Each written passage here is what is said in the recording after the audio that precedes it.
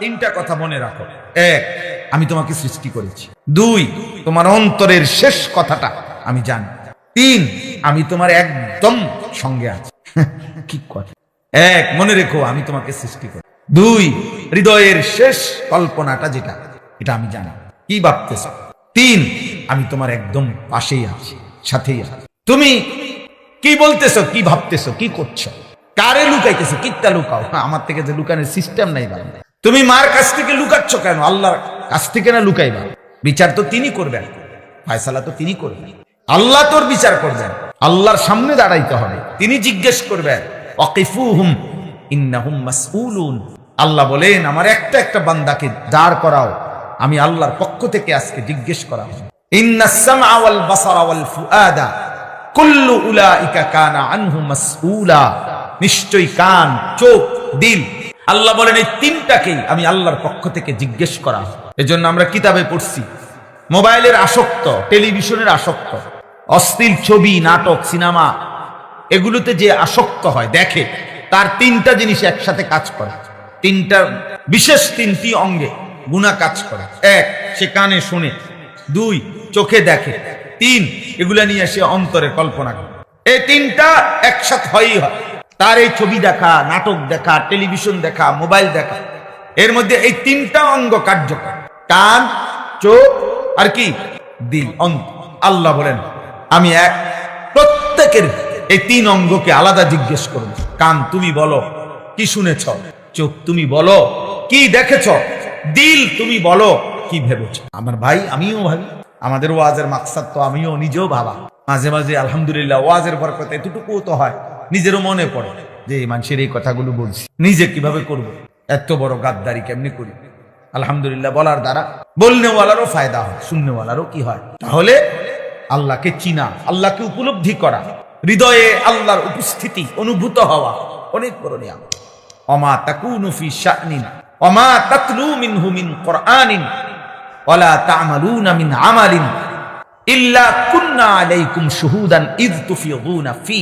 আল্লাহ বলে বান্দা তুমি যে অবস্থায় থাকো না কেন, আমার কোরআন তুমি যেটুকুই পড়ো না কেন, তুমি যখন যেই আমল করো না কেন, যখনই তা করতে থাকো, যাই করো, আমি তোমার সামনেই থাকি। ইল্লা কুননা আলাইকুম শুহুদা, সামনে সামনে আমি দেখতেই থাকি, আমি অপলক তাকিয়েই থাকি। আহা আমার বান্দা, কি একটা পুরা নামাজের ওয়াক্ত চলে যাচ্ছে, আহা ওদের একটা সিজদাও, ওরে আমি এত নিষেধ করলাম হারাম ছবি দেখতে না, ওদি তাকাইয়েই আছে, দেখতেই আছে। দিনের পর দিন ঘন্টা চেহারা কালো হয়ে গেছে, সব পাপীর চেহারা কালো, সব। এই যতগুলো তোমরা নারী লুভি, মোবাইলের আসক্ত, অস্থির ছবি দেখে অভ্যেস, সবগুলোর চেহারা কালো। নেশাখোর যেগুলা, মদখোর যেগুলা, গাঁজাখোর, হারামখোর, এগুলার জিন্দিগি লানতের জিন্দিগি, এগুলার জিন্দিগি চোরের জিন্দিগি, ডাকাতের জিন্দিগি। 24 ঘন্টা চোরের মতো আতঙ্কে থাকে, ধরানি খাইয়ালায় মানুষ কি কন্যা। এই জিন্দিগি কোন জীবন হইল বেটা? হ্যাঁ বলে, হারাম জীবন যার, তার জীবন তো সারাক্ষণই পেরেশানিওয়ালা জীবন। সে ভয়ে ভয়ে থাকে, সে ভয়ে ভয়ে আতঙ্কেই থাকে। তো আতঙ্কের ভিতরে আর মজা, ভয়ের ভিতরে আর মজাটাই কি? সারাক্ষণই যদি ধরা পরিবার ভয় থাকে, সারাক্ষণই যদি আমার কিল কনি খাওয়ানোর ভয় থাকে, সারাক্ষণই যদি আমার, তাহলে আমার মধ্যে আনন্দ হইল কি? আর এটা কি আনন্দ হইল, কি হইল মজাটা ভাই? পরের নারী বলো, ছবি বলো, মোবাইল বলো, মদ বলো, জুয়া বলো, এ তো অপরাধ বোধ কাজ করে অন্তর। মূলত আল্লাহ থেকে যখন বাঁধন ছুটে যায় গুনার কারণে, আল্লাহ তাআলা হৃদয়ের শান্তি তুলেন। আলা বিযিকরিল্লাহ তাতমাইন্নুল কুলুব। আল্লাহ তাআলা কোরআনে ওয়াদা দিয়েছে, বান্দা আমি ওয়াদা দিলাম, আমার স্মরণ, আমার জিকির, আমারে ডাকলে আমি আল্লাহ তোমার দিল তাতমাইন্নু, প্রশান্ত করে দেব। তাহলে বুঝাই গেল, এর বিপরীত হলে অশান্ত হবে। কথা বলেন, আলো না থাকলে তার বিপরীতটা কি? অন্ধকার না থাকলে তার বিপরীতটা কি? আলো। তো আল্লাহ বলেন আমি জিকির করলে, আমারে ডাকলে আমি তোমার দিল শান্ত করে দেব, প্রশান্ত, তাতমাইন্নু। তাহলে এর ব্যতিক্রম অশান্ত। এজন্য সারাক্ষণ অপরাধ বোধ কাজ করে, নারী, জিনা, মদ, জুয়া। আল্লাহ নবী সাল্লাল্লাহু আলাইহি সাল্লামের ভয়ঙ্কর হাদিস আছে, মান শারিবাল খামরা ওয়া মান জানা, যে ব্যক্তি বেবিচার করে, জিনা করে, অথবা যে মদ পান করে, আল্লাহর কসম নবী বলছে নাজা আল্লাহু মিন কলবিহিল ঈমান কামা ইয়াখলাউল ইনসানু আল কামিসা মিন রাসিহি। নেশাখোর, মদখোর, গাঁজাখোর, কুট্টাখোর, বাবাখোর, ডাইলখোর, ইয়াবাখোর, এই হারামখোরের কলিজার থেকে আল্লাহ ঈমান খুলে ফেলেন। আল্লাহ বলে, নবী বলে, আল্লাহ তার অন্তর থেকে ঈমান টেনে বের করে ফেলে, মানুষ যেমন গায়ের জামা খুলে ফেলে। কামা ইয়াখলাউল ইনসানু আল কামিসা মিন রাসিহি।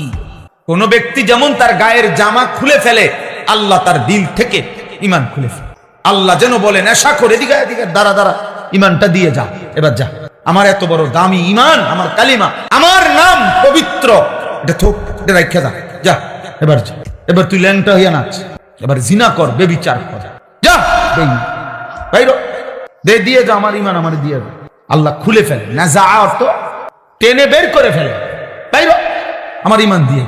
হায় হায়, যদি আর ঈমান ফিরে না আসে, ফিরে আসবো হে তওবাই তো করে না, হে তো জানেনি তওবা। নেশাখোর কইতে পারেনি তওবা কি, গাঁজাখোর কইতে পারেনি তওবা কি, বলো না ভাই, কইতে পারেনি তওবা কি। নারীর সাথে যে জিনা ব্যভিচার করে এই নাফরমান বলতে পারেনি তওবা কি। ও জানে তওবা কি, আস্তাগফিরুল্লাহ কি, মাফ চাইতে হয় কেমন। হে তো অপরাধ বোধে নাই, হে মাফ চাইবো কেন, এত অনুশোচনাই নাই। সে তো এটাকে পাপই মনে করছে না, সে এটার ব্যবসা করে, সেইটার জন্য বিনিয়োগ করে, সেইটার জন্য কৌশল করে। সে কামিয়াব, পুলিশের ফাঁকি দিছে, র্যাবের ফাঁকি দিয়ে লাইছে, দৌড় দিয়ে এবারের থেকে এবার আইয়া লাইছে, কামিয়াব। কারা আছে? আরে বেওকুফ, পাপী আবার চালাক হয় কেমন, নাফরমান আবার চালাক হয় কেমন? নাফরমান তো বোকা হয়, পাপী তো বোকা হয়। আব্বা, কিশোর ভাই, যুবক ভাই, নওজোয়ান, আমি আজকে ওই এখন 5 মিনিট কথা বলছি, 5 মিনিট গড়ি দ্বারা ওই মাহমুদ ভাইয়ের মাদ্রাসায় নামাজ পড়ছি, মূলত আর কি ওখানে আসার নামাজ, এই জন্য তো বললাম ছেলে করে বছরের শুরু বাবা, আমার মাদ্রাসার বয়স আজকে 11 বছর রানিং। 11 বছরে কত ছাত্র চলে গেছে, ভাগ্যা গেছে, আর পড়তো না, বাপ মারে প্রেসার দিয়া জোর কইরা হাতে দাফট দেখাইয়া হাতে আর পড়তো না। কিন্তু 11 বছরের ভিতরে কত ছেলেই ছুটে গেছে, কে কারে মনে রাখছে? আমগো তার মনেও নাই এখন আর। তাহলে এই জন্য কেউ যদি নিজেকে নষ্ট করে দেয়, কোন চরিত্রহীন লম্পট, নারী লোভী, জিনাকার, বেবিচারী, বেনামাজি, ভাইয়া বিশ্বাস করো তোমারে কেউ মনে রাখবে না। কার সময় আছে? নিজের সুন্দর ক্যারিয়ার, ভবিষ্যৎ, নিজের সুন্দর জীবন নিজের হাতে যে অনাদরে, অবহেলা, এই ফালতু ফালতু বন্ধুদের আড্ডায় অসৎ নষ্ট করে দিল। কে এরপরে সে যখন নষ্ট হয়ে যাবে, চরিত্রহীন হয়ে যাবে, কে খবর নেবে? একটা রোগ, শোক, ব্যাধি, একটা বড় অ্যাক্সিডেন্ট, জীবনের হাজারো কল্পনা, স্বপ্ন মিনিটের ভিতরে শেষ করে। আজকে এখন আসরের সময় আমার কাছে এক যুবক ভাই দেবিদ্দার জড়ায় ধরা দোয়া চাইছে, কাঁদতেছে। আমি কি সে ভাই? কাজে হুজুর, আমার দুবাইয়ের 27 কোটি টাকার ব্যবসা, 27 কোটি টাকার ব্যবসা, সব শেষ, কিচ্ছু নাই, এমনি অসহায়ের মতো টাকায় রয়েছে, দোয়া করে দেন। কি করো বোঝেন না? হ্যাঁ, কোটি কোটি বিলিয়ন ডলার প্রতিদিন যেখানে টাকা উঠত, পৃথিবীর সবচেয়ে বেশি বিলাসিতা যেখানে যেখানে, তার মধ্যে একটা দুবাই, সবচেয়ে উচ্চ প্রাসাদ, 160 তলা বিল্ডিং, এমন হোটেল আছে যেখানে এক রাত্রের ভাড়া বাংলাদেশি টাকায় 30 লক্ষ টাকা। আজ ফকির হয়ে গেছে। হ্যাঁ, এক মাসে ঠান্ডা, সারা পৃথিবীর পর্যটক সব চলে গেছে, সারা পৃথিবীর থেকে যত মানুষ ওখানে ভ্রমণে আসছে সব চলে গেছে, ফাঁকা।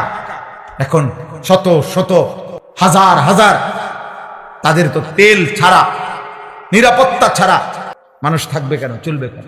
একটা বললাম আর কি ধারণ শুরু, এই প্রতিটা ফিলিং স্টেশনে তেলের জন্য মানুষের লাইন, চারিদিকে বিপদের সাইরেন, চারিদিকে যেন বিপদের সাইরেন। কিন্তু তোমরা যুবক ছেলেরা বাবা, কোনো ঝড়, কোনো তুফান, কোনো বন্যা, কোনো জলোচ্ছ্বাস, কোনো মহামারী, কোনো যুদ্ধ, পৃথিবীর কোনো কিছু, বিপদের কোনো ঘনঘটা, কোনো বিপদের আহ্বান, বাণী, সতর্কতা, কোনো কিছু লম্পট, চরিত্রহীন, এমন জঘন্য, এত নিকৃষ্ট বেনামাজি, এত নিকৃষ্ট, এটা এত নিকৃষ্ট, এই জানোয়ার, মানুষরূপী এই পশু, তার কথা হইল আমারে যদি আল্লাহ আযাব দিতে দিতে মাটির তলেও গায়ে জ্বালায়, আমি ওনারে সিজদা দিতাম, সাফ দিতাম না, যে দিতাম না। এবারে ডাইরেক্ট আল্লাহরে বলি, তুমি খোদা কি করতে পারো করো, তুমি আমারে আছাড় দিয়ে যদি মাটি তো গাইরা লাও, আমি দিতাম না সিজদা তোমায়, আমি তোমারে পছন্দ করি।